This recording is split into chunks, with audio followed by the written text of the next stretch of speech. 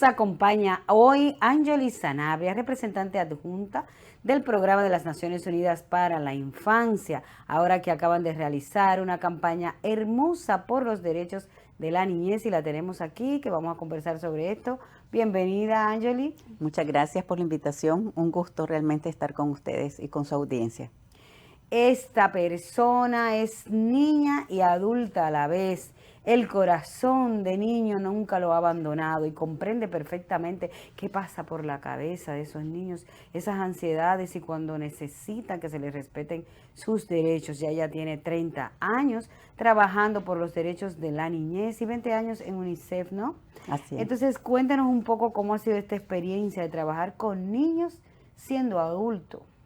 Bien, realmente en honor a la verdad, yo empecé siendo niña, que fue un gran Ah, privilegio. Yo inicié en movimientos estudiantiles y también sufrí de las vulnerabilidades que sufren los niños. En mi país, yo soy nicaragüense, sí. vivimos una guerra. Yo fui una niña desplazada de guerra y yo tuve en aquel momento apoyo de adultos que me acompañaron, que me sostuvieron. Entonces, con el devenir del tiempo inicié en el tema de los derechos de la niñez. Como un compromiso social, ¿no? Sí, yo siempre digo, esto de trabajar con los derechos de las niñas y niños es tener unos lentes para ver el mundo, porque todo lo que nosotros analizamos de lo que pasa, de las situaciones, de las posibilidades, es con ese lente de qué es lo mejor para las niñas y niños. No importa dónde estemos, no importa dónde trabajemos. Y como niña, Angeli, qué fue lo que más le dolió o lo que más piensa que puede afectar a un niño vulnerable en una zona de guerra, una zona de peligro? Yo creo que en general, desde mi opinión, una de las vulnerabilidades o de las situaciones que duele más a los niños es no tener un entorno seguro, es no poder vivir con alegría, con seguridad, jugar, ir a la escuela, hacer las cosas que son cotidianas para cualquier niño y niña. Y cuando por diferentes razones, por situación de pobreza, por una situación de emergencia, por una situación de guerra, por una situación de violencia, un niño o una niña no puede tener ese entorno seguro. Más cuando sus amenazas están en el entorno familiar. Sí, Eso es muy duro. que no Eso puede es salir de ahí. realmente, eso marca la vida de un niño o de una niña para siempre, Sí, y lamentablemente. entonces, y la parte del amor, porque la campaña que UNICEF ha desarrollado es promoviendo el amor a los niños.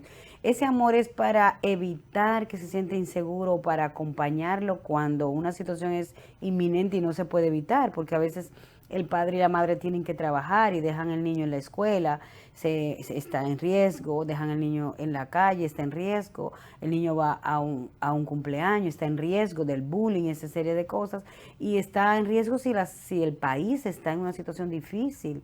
El padre no puede controlar eso. Se puede decir que el amor puede acompañar y ayudar esos momentos difíciles. Puede, y de hecho, cuando nosotros hablamos de los derechos, esto es todo un concepto, es todo un marco jurídico internacional del cual República Dominicana es signatario. Sí. Tiene que ver con que instituciones, empresas, familias, todos los adultos en una sociedad son responsables por garantizar esos derechos. No es el gobierno, no es la escuela, no es solo la familia. Y cuando alguna de esas instituciones, llamando también a una institución la familia, falla o por alguna razón no tiene las capacidades o las competencias para desempeñar su papel, hay otras instituciones responsables de acompañar a esa familia. Entonces, la idea de los derechos es un conjunto de esfuerzos simultáneos, armónicos, articulados entre diversas instituciones que garantizan los diferentes derechos. Porque hay una cosa importante que establece la convención, es que el niño es un solo, el niño, Una unidad. una unidad. El niño no es hecho de pedazos, un pedazo de salud, un pedazo de educación, un pedazo Lo de necesita protección. todo. Lo necesita todo de forma integral para que su desarrollo sea pleno. Porque si una parte falta, ese niño va a crecer con carencias en aquella parte Sí. y eso puede impactar el resto. Entonces, cada institución, cada adulto tiene una responsabilidad para con los niños. No importa, yo puedo decir, no soy padre, no tuve hijos, no soy madre, pero algún niño en mi entorno va a necesitar de mi De apoyo apoyo. para el pleno ejercicio de sus derechos. ¿Y cómo hacemos para educar a ese adulto? Porque justamente las campañas pueden ser en parte para los niños que conozcan sus derechos y sepan exigirlo de una manera adecuada. Pero esos adultos, la campaña, por ejemplo, está enfocada en qué aspectos específicos para lograr que ese adulto lo sepa. Por ejemplo, los derechos de los niños están establecidos en la Constitución, pero ¿cuántos adultos y cuántos padres lo leen, se lo saben, lo Sí. memorizan? El niño se lo sabe en la escuela, pero el adulto no sabe. Si tú me preguntas ahora mismo cuáles son los derechos, me quedo corta diciéndote cuáles son. ¿Cuáles son los derechos exactamente? ¿Y qué hace UNICEF para que la gente lo pueda asumir como un compromiso? Bueno, realmente, como decíamos, los derechos están luego desagregados por diferentes aspectos que tienen que ver con necesidades para el desarrollo pleno de las niñas y niños. En primer lugar, tenemos el derecho a la vida, el derecho a crecer saludable, a crecer en entornos seguros y protectores, a tener garantizados servicios básicos de salud, desde el embarazo de la madre, con los cuidados prenatales, hasta que ese niño nace, tiene un registro de nacimiento, o sea, tiene una existencia legal, y así sucesivamente a lo largo de todo su ciclo de vida hay diferentes formas en que esos derechos se expresan. Y para seguir la línea de tu pregunta, Wendy, creo que hay muchas cosas que son, hasta podríamos decir, de sentido común. Cuando pensamos en el niño como un ser que tiene plenos derechos, que es un ser en formación y un ser que tiene unas necesidades concretas. Entonces, las necesidades del niño más pequeño, pensemos en un niño recién nacido, que ni siquiera puede expresar lo que necesita, sus emociones, o sea, es un tipo de cuidado, es un tipo de amor, es un tipo de estímulo diferente al adolescente, por ejemplo, Sí, sí. que ya tiene una experiencia acumulada, que ya puede expresar su opinión y que sus necesidades seguramente son diferentes. Entonces, una de las cosas que estamos proponiendo fuertemente en esta campaña es escuchemos a los niños, entendamos a los niños, Sí. comprendamos a los niños. Recordemos, y me gustó mucho cómo empezaste la entrevista, recordemos cuando nosotros Éramos éramos niños, niños y sí. niñas, cómo era Para nuestra poder vida, qué era lo que entenderlos. necesitábamos, qué era lo que nos molestaba, o sea, qué era Sí, lo que nos hacía sentir mal. Muchas de nosotras mujeres también y hombres adultos hoy sufrimos expresiones de abuso sexual o sí, de violencia y ni siquiera teníamos información en aquel momento, no sí. No sabíamos cómo. sabemos lo que era bueno y lo que era malo. Exactamente. Entonces, ¿cómo nos sentimos ante esas situaciones? Y ahí nosotros encontraremos muchas de las respuestas Sí, sobre cómo garantizar derechos en los entornos cotidianos. Mucho se ve como, es el Estado, es el Ministerio de somos Salud, todos. es la Procuraduría.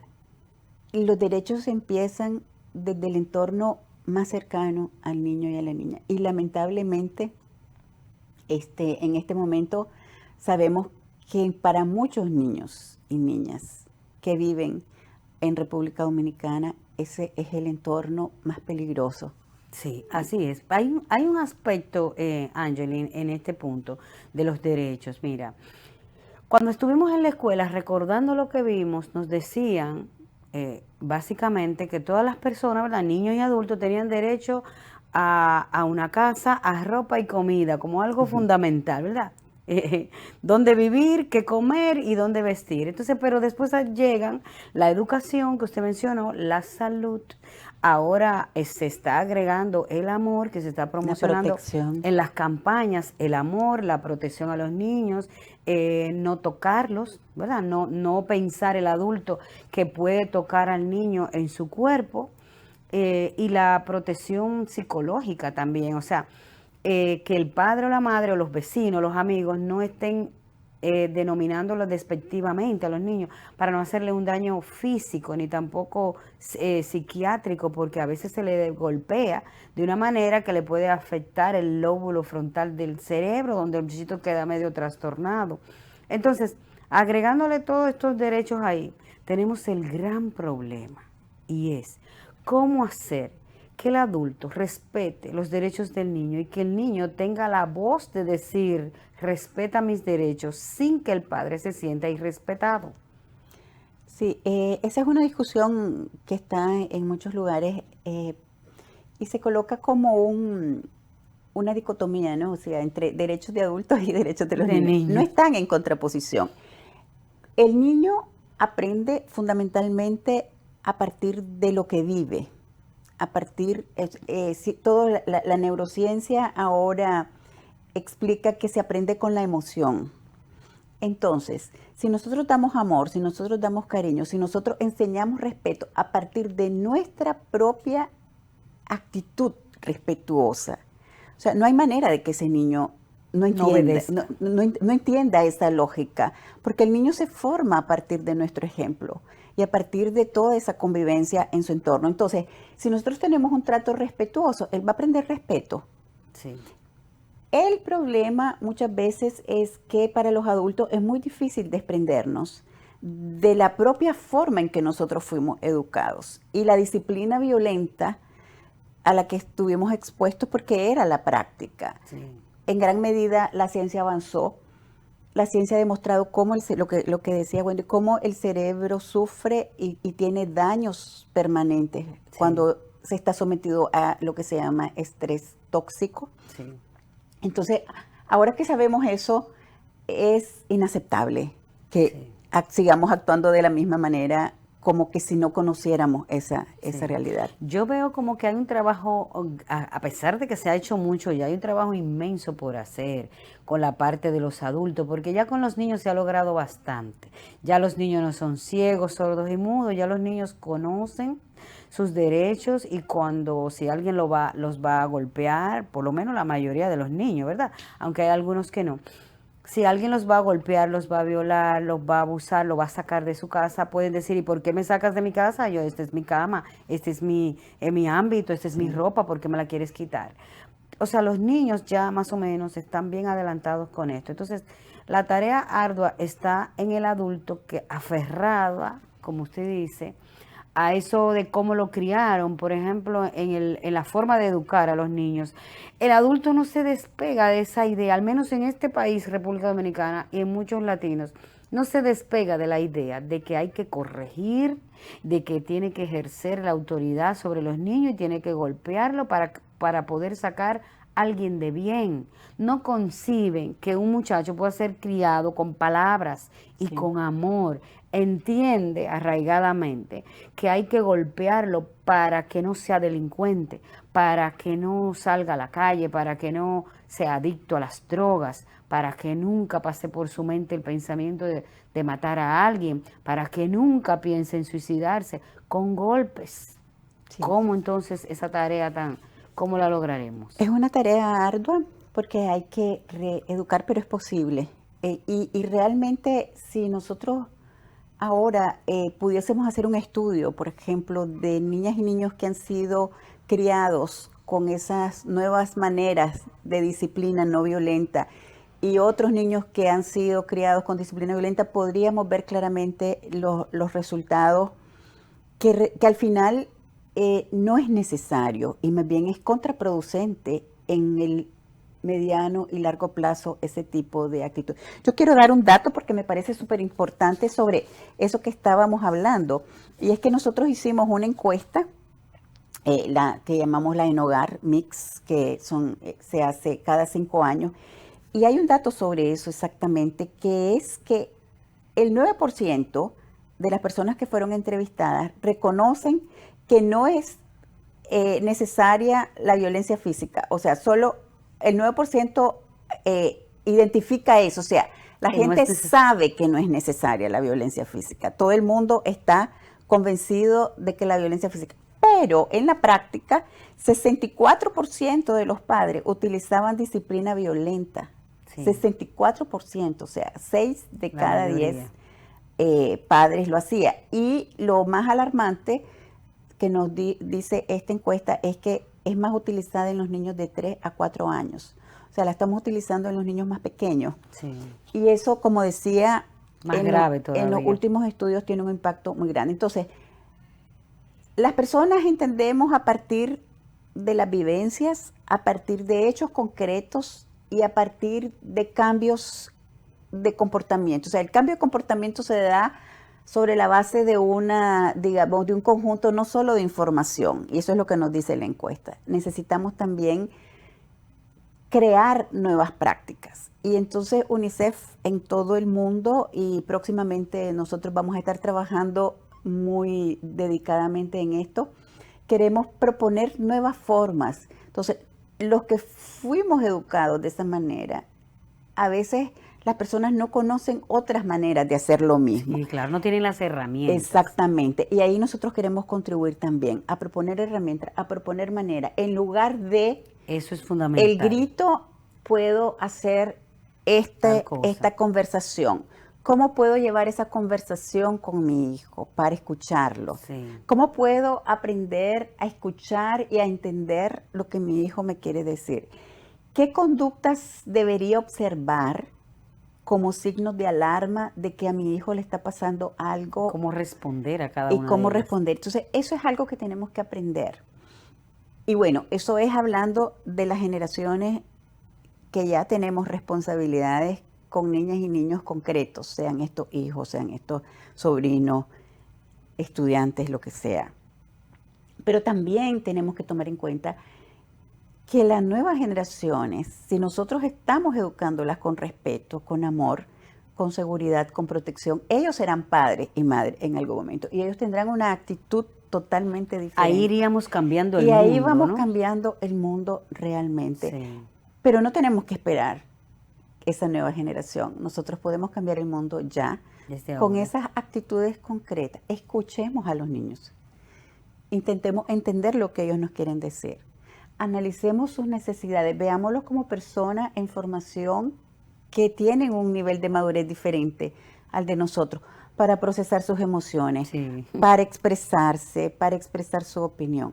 Y sobre todo, amémoslos, o sea, tratémoslos con amor. Yo creo Ya que lo tenemos, ¿no? el amor es algo que nosotros queremos ver como abstracto, pero realmente tiene expresiones concretas. Sí. Y expresiones concretas es entender a ese ser humano que es integral, que es completo y que necesita de nosotros para poder desarrollarse plenamente. Yo realmente creo, sí, que ahí es que está la clave, en las herramientas, porque es que muchos padres que actúan de Así manera inadecuada es porque no saben cómo hacerlo y no salen del círculo que aprendieron y no hay forma de hacerlos cambiar en la mente. Pero si le proporcionamos las opciones sería maravilloso. Así es que cuenten con nosotros en ese proceso. Contamos Que con entendemos ustedes. que es muy necesario. Bueno, señores, y despedimos aquí a Angeli Sanabria, nicaragüense con 30 años de ejercicio en el área de los derechos de la niñez y con muchos planes y proyectos para mejorar esa parte de nuestras vidas que son los niños y que tenemos a nuestro alrededor. La próxima semana seguimos con más Entre Periodistas.